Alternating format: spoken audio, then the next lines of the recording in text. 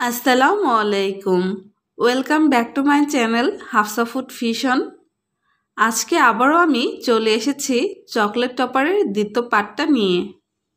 আমি আগের পার্টটাতে দেখিয়েছিলাম কিভাবে চকলেট মেল করতে হয় এবং কিভাবে পাইপিং ব্যাগে মেল করা চকলেট রাখলে সেটা সহজে শক্ত হয়ে যাবে না। আজকে আমি কিছু মোল্ড ছাড়া চকলেট টপার তৈরি করে দেখাবো এবং সেই টপারগুলো কিভাবে সংরক্ষণ করতে হয় সেই প্রসেসগুলোও এই ভিডিওতে শেয়ার করব। তো চলুন ভিডিওটি শুরু করি। প্রথমে একটি হার্ট শেপের চকলেট মোল্ড নিয়েছি। এখন আমি ডার্ক চকলেটটা দিয়ে দিচ্ছি। সব সময় পাইপিং ব্যাগের মুখটা একটু ছোট করে কাটবেন, তাহলে চকলেট মোল্ডের মেল্ট করা চকলেটটা দিতে সহজ হবে।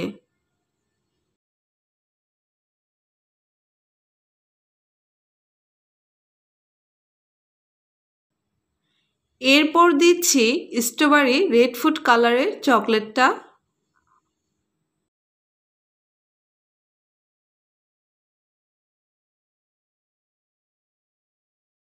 চকলেটটা দেওয়ার পর অবশ্যই চকলেট মোল্ডটাকে ট্যাপ করে নেবেন, এতে করে চকলেটটা সুন্দরভাবে মোল্ডে সেট হবে।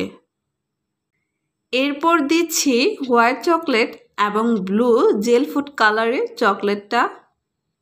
এই চকলেট মোল্ডটাকে আমি 10 মিনিটের জন্য নর্মাল ফ্রিজে রেখে দিচ্ছি। এখন আমি নিয়েছি ট্রান্সফার শিট। এই ট্রান্সফার শিটটা আপনারা বইয়ের দোকানে অথবা বেকিংয়ের দোকানে পেয়ে যেতে পারেন। এটার প্রাইস হচ্ছে 10 থেকে 15 টাকার মধ্যে।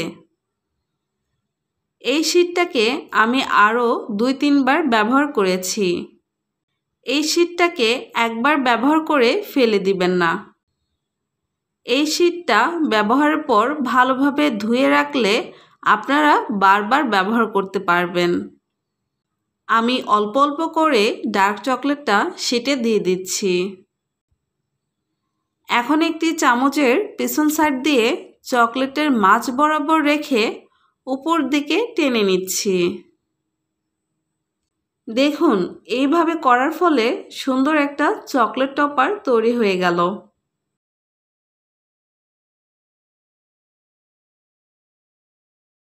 আর নিচের চারটার উপর আমি সামান্য করে হোয়াইট চকলেট দিয়ে দিচ্ছি। এখন একটি কাঠির সাহায্যে আমি মেল্ট করা চকলেটটাকে ছড়িয়ে দিচ্ছি। এতে করে সুন্দর একটা ডিজাইন তৈরি হয়ে গেল। আপনারা চাইলে আরও সুন্দর সুন্দর ডিজাইন তৈরি করে নিতে পারেন। আমি এটাকেও 10 মিনিটের জন্য নর্মাল ফ্রিজে রেখে দিচ্ছি। এরপর আরেকটা ট্রান্সফার শিটে আমি হোয়াইট চকলেটটাকে নিচের দিকে ঘুরিয়ে ঘুরিয়ে ডিজাইন তৈরি করে নিচ্ছি। ডিজাইনটা তৈরি করে নিয়ে আমি 2 থেকে 3 মিনিটের মতো এইভাবে রেখে দেব, যাতে করে চকলেটটা একটু জমাট ধরে। 2-3 মিনিট পর আমি হাত দিয়ে দেখছি হোয়াইট চকলেটটা হাতে ভরছে কিনা। দেখুন, হাতে ভরছে না। এখন আমি এর উপর ডার্ক চকলেটটা দিয়ে দিচ্ছি। ভালোভাবে চকলেটটা দিয়ে আমি স্কেপারের সাহায্যে ডার্ক চকলেটটাকে ছড়িয়ে দিচ্ছি। এমনভাবে ছড়িয়ে দিতে হবে যাতে করে হোয়াইট চকলেটটা না দেখা যায়।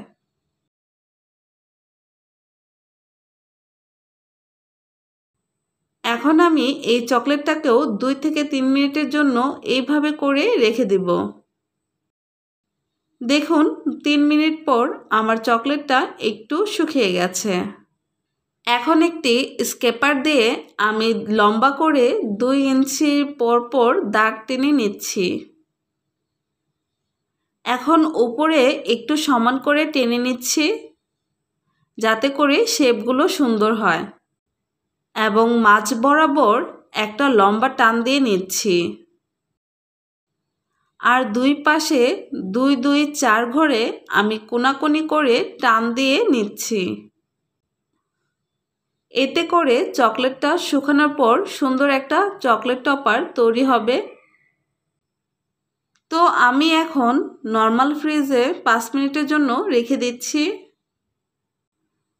আমি আরেকটা নিয়েছি ট্রান্সফার শিট। বাটিতে রেখে দেওয়া ডার্ক চকলেটটাকে আমি ট্রান্সফার শিটে ঢেলে নিচ্ছি। যারা আমার চকলেট টপারের প্রথম পার্টটা দেখেননি, আমি নিচে লিংক দিয়ে দেব, আপনারা চাইলে দেখে নিতে পারেন। এখন একটি স্কেপারের সাহায্যে আমি ডার্ক চকলেটটাকে ছড়িয়ে দিচ্ছি।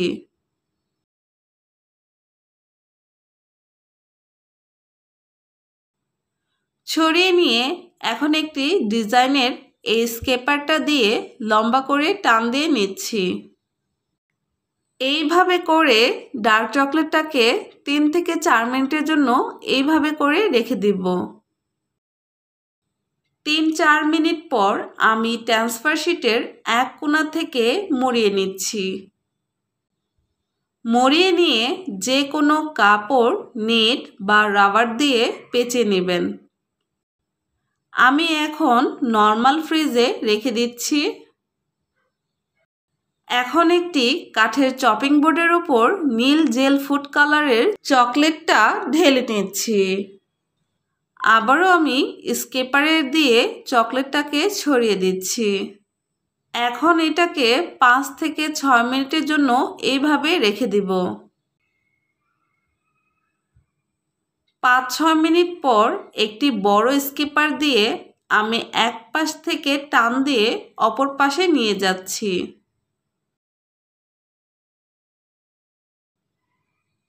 দেখুন সুন্দর একটা চকলেট টপার তৈরি হয়ে গেল।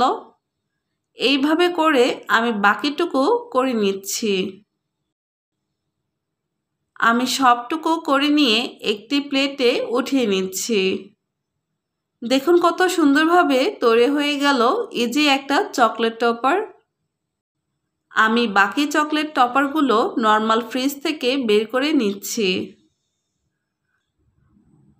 প্রথমে বের করে দেখাচ্ছি হার্ট শেপের চকলেট টপারটাকে।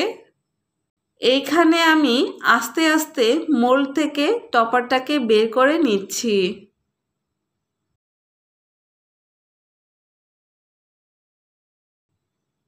দেখুন এইভাবে করে আমি বাকি চকলেট টপারগুলো বের করে নিয়েছি। আমি চামচ এবং কাঠি দিয়ে যে চকলেট টপারগুলো তৈরি করে নিয়েছিলাম সেগুলো উঠিয়ে দেখাচ্ছি।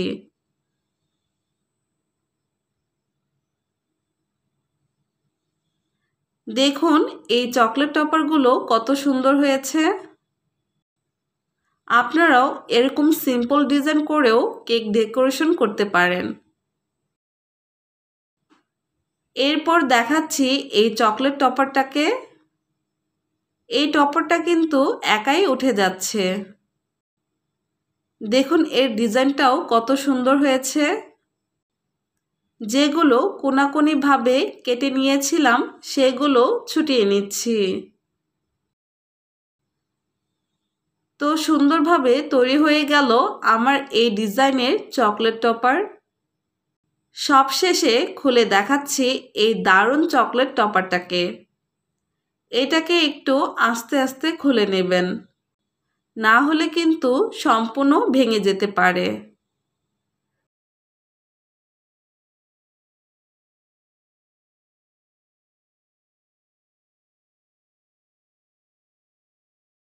দেখুন আমার এই চকলেট টপারটাও কত সুন্দরভাবে তৈরি হয়েছে।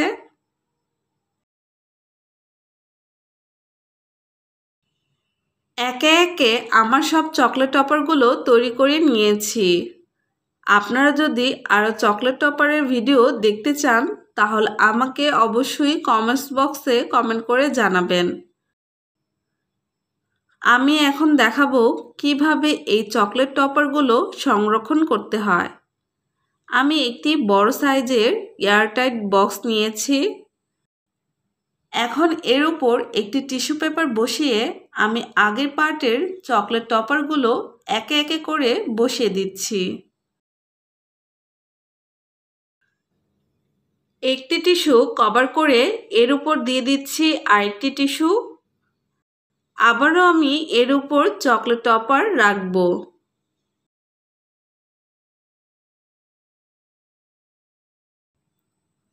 কখনো একবারে বা একসাথে চকলেট টপার রাখবেন না। এতে করে একটি চকলেট টপার আরেকটি চকলেট টপারের সাথে লেগে যেতে পারে বা চকলেট টপার গলে গিয়ে লেগে যেতে পারে।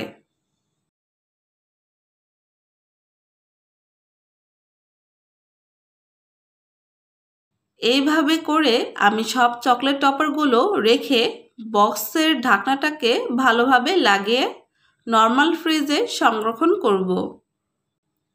না হলে কিন্তু অল্প গরমে চকলেট টপারগুলো মেল্ট হতে পারে। আর এই রিং ধরনের চকলেট টপারটাকে একটি বড় এয়ারটাইট বক্সে রেখে দিচ্ছি, যাতে করে বক্সের ঢাকনার কারণে চকলেট টপারগুলো ভেঙে না যায়। আর বাকি যে ব্লু কালারের চকলেট টপারটাকে একটি টিস্যু পেপারে নিয়ে সাইডে রেখে দিচ্ছি। একটা ভিডিও তৈরি করতে অনেক কষ্ট করতে হয়, তখনই সেই ভিডিওটাও সার্থক হয় যখন আপনাদের কমেন্টসগুলো পাই। তো অবশ্যই আমার চ্যানেলটিকে আপনারা সাবস্ক্রাইব করবেন এবং লাইক, কমেন্ট, শেয়ার করবেন। সবাই ভালো থাকবেন। আল্লাহ হাফেজ।